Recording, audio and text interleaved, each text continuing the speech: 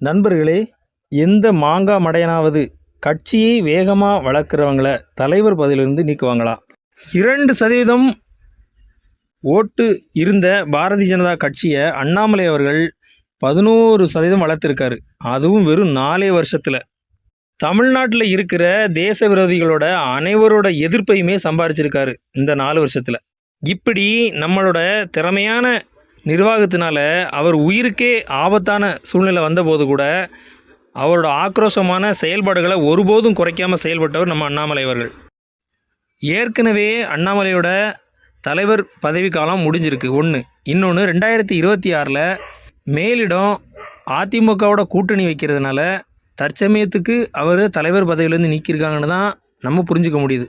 ஆனால் சில கூமுட்டைகள் அவரோட வேகமான செயல்பாடுகள்னால தான் அவரோட மேலிடம் அவரை தலைவர் பதவியிலேருந்து நீக்கிட்டாங்கன்னு இப்படி கூசாமல் பொய் சொல்கிறதுலேருந்தே தெரியுது அண்ணாமலை மீது அவர்களுக்கு மனதில் எவ்வளோ வன்மம் இருக்குதுன்னு. அண்ணாமலை கட்சி பதவியில் இருந்தாலும் சரி இல்லட்டாலும் சரி, பாஜக தொண்டர்கள் என்றும் கட்சிக்கு பின்னாலேயும் அண்ணாமலை பிள்ளையும் பக்க பலமாக நிற்போம். அது என்றைக்கும் உறுதி.